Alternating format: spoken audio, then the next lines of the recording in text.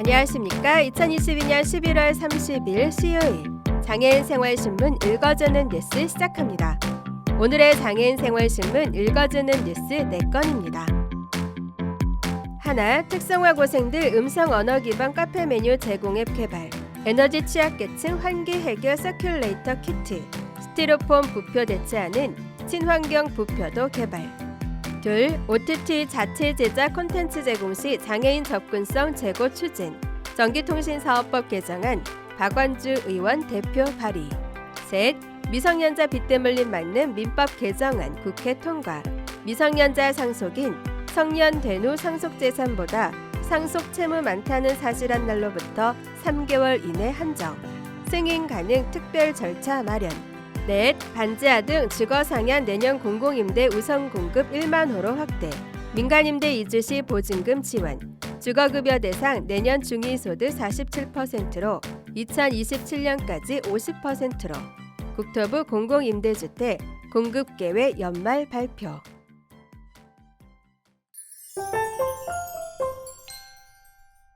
첫 번째 소식입니다.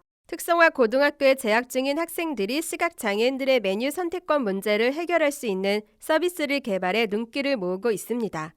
SK행복나눔재단은 고등학교 학생들의 사회 변화 솔루션을 모색하는 루키틴스를 통해 시각장애인이 스스로 카페 내 메뉴 정보를 확인, 구매할 수 있도록 하는 음성 기반 정보 제공 서비스를 비롯해 기존 선풍기에 부착하는 방식으로 에너지 취약계층의 환기 문제를 해결하는 서큘레이터 키트, 코르크 소재를 활용 스티로폼 부표 사용에 따른 환경 문제를 해결하는 친환경 부표 등이 개발됐다고 11월 23일 밝혔습니다. 이번 루키틴스에 참가한 학생들은 국내 첫 발명 특허 특성화 고등학교인 미래산업과학교 학생들로 5명씩 3개 팀이 참가해 자신들이 보유한 기술 역량을 바탕으로 자신들이 평소에 관심을 가지고 있던 사회 문제 해결을 위해 머리를 맞댔습니다. 참가 학생들은 바쁜 학업 일정에도 시간을 쪼개 자원봉사 등을 나가며 직접 사회 문제를 경험하는 열의를 내비쳤으며 개발 과정에서 노정된 문제점을 보완하기 위해 고군분투하기도 했습니다. 음성 언어 기반 카페 메뉴 정보를 제공하는 웹을 개발한 퍼블릭은 본인들의 역량인 게임 개발을 기반으로 솔루션 개발을 진행했지만 사용이 불편하다는 당사자들 피드백을 듣고 가장 간편한 방법을 찾기 위해 여러 차례 서비스 형태를 바꾸며 다시 제작했습니다. 코르크 소재 부표를 개발한 모노톤은 해양 쓰레기 줍기 봉사에 참여했다가 떠돌아다니는 부표에서 나오는 스티로폼 자재를 보며 문제 해결을 결심하게 됐습니다. 퍼블릭 개발팀의 19세 박상준 학생은 계속되는 실패를 경험하며 더 나은 해결 방법을 찾아갈 수 있었다며 당사자들의 이야기에 귀 기울이는 것에 중요하다는 것을 깨달았다고 말했습니다. 다음 소식입니다. 국회 과학기술정보방송통신위원회 소속 더불어민주당 박완주 의원은 넷플릭스 등 개방된 인터넷을 통해 방송 프로그램, 영화 등 미디어 콘텐츠를 제공하는 서비스인 OTT 플랫폼이 자체 제작 콘텐츠를 제공할 때 장애인을 위한 한국 수어, 폐쇄 자막, 화면 해설도 함께 제공하도록 하는 내용의 전기통신사업법 개정안을 대표 발의했다고 11월 23일 밝혔습니다. 방송통신위원회가 발간한 2021년 방송매체 이용 행태조사에 따르면 OTT 서비스 이용률은 전체 응답자 기준 69.5%로 전년 대비 3.2%포인트 증가했습니다. OTT 이용 경험이 있다고 응답한 경우는 전체 응답자의 93.7%에 달했습니다. 이처럼 OTT 서비스의 영향력이 기존 방송 사업자의 버금갈 만큼 증가했지만 현행법상 OTT 사업자의 법적 지위는 부가통신 사업자이기 때문에 방송 사업자와 달리 장애인 자막, 수어, 화면 해설 제공 등의 의무가 없습니다. 장애인의 콘텐츠 접근성 확보를 위해 OTT 서비스에도 배리어 프리 콘텐츠 제공이 활성돼야 한다는 지적이 꾸준히 제기되게 되는 이유입니다.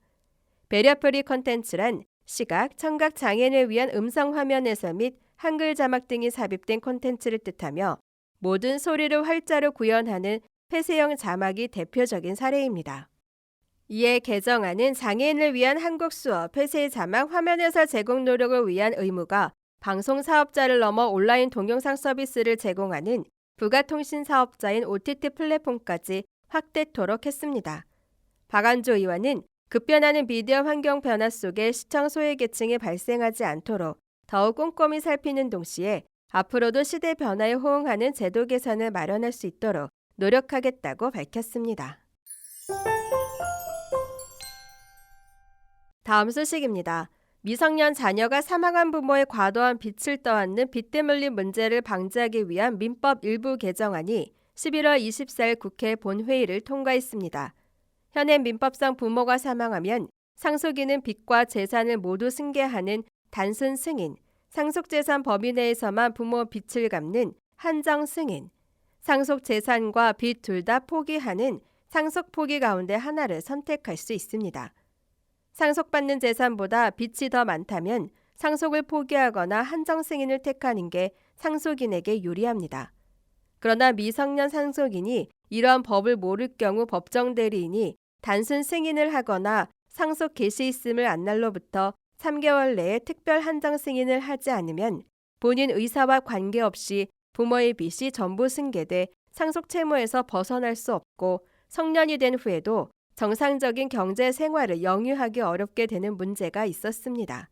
이와 관련 대법원은 2020년 11월 19일 선고 2019-232918 전원 합의체 판결에서도 상속 채무가 상속 재산을 초과함에도 미성년자 상속인의 법정 대리인이 한정 승인이나 상속 포기를 하지 않는 경우에 미성년자 상속인을 특별히 보호하기 위해 별도의 입법 조치가 바람직하다는 다수 의견이 제기됐습니다. 이에 개정안은 상속 개시 당시 미성년자인 상속인의 법정 대리인이 상속을 단순 승인을 했더라도 이와 관계없이 미성년 상속인이 성인이 된 후 스스로 한정 승인을 할 수 있도록 성인이 된 후 상속 재산보다 상속 채무가 많다는 사실을 안 날로부터 3개월 이내에 한정 승인을 할 수 있다는 특별 절차를 마련함으로써 미성년자 상속인의 자기결정권 및 재산권을 보호토록 했습니다. 개정 민법은 시행 이후 상속이 개시된 경우부터 적용됩니다. 다만 법 시행 전 상속이 개시됐더라도 미성년자였거나 상속 재산보다 상속 채무가 많다는 사실을 몰랐던 경우에는 개정법에 따라 한정 승인을 선택할 수 있습니다. 다음 소식입니다. 국토교통부는 11월 22일 청년, 무주택 서민이 임대에서 내 집 마련까지 이어질 수 있는 주거 사다리도 충분히 공급할 필요가 있다는 점을 고려해 공공임대 중심의 공공주택 공급에서 공공임대와 공공분양으로 주거 선택지를 다양하게 제공할 계획이라고 밝혔습니다. 공공임대주택은 서민, 취약계층 등을 대상으로 이전 정부보다 부족하지 않도록 충분히 공급할 계획으로 연말 구체적인 공급 계획을 마련 발표할 예정입니다. 아울러 소득, 자산 여건에 따라 선택형, 6년 거주 후 분양 자율 선택, 나눔형 시세 70% 분양 후 차익 70% 보장, 일반형 등을 선택할 수 있는 저렴한 공공분양 50만 호 공급을 통해 청년, 무주택 서민의 주거 사다리를 강화해 나갑니다.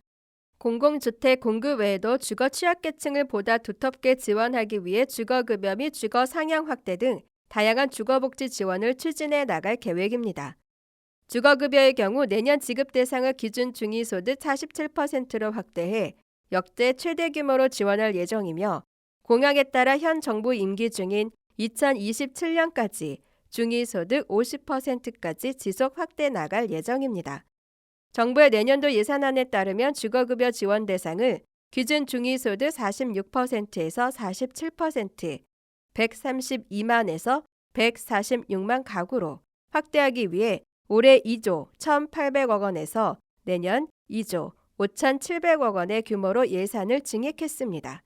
또한 반지하, 쪽방, 고시원 등 비정상 거처에 거주하는 가구가 정상 거처에서 거주할 수 있도록 내년 공공임대 우선 공급 확대, 2022년 7,000호에서 2023년 1만 호와 함께 민간임대 이주 시 보증금 지원을 신설 5,000호 이주비비, 생필품비 등 이주 생활 비용, 가구당 40만 원도 정규 예산을 편성해 확대 지원할 방침입니다. 지금까지 장애인 생활신문 읽어주는 뉴스를 애청해 주셔서 감사합니다. 장애인 생활신문 읽어주는 뉴스 다음 시간에 찾아뵙도록 하겠습니다.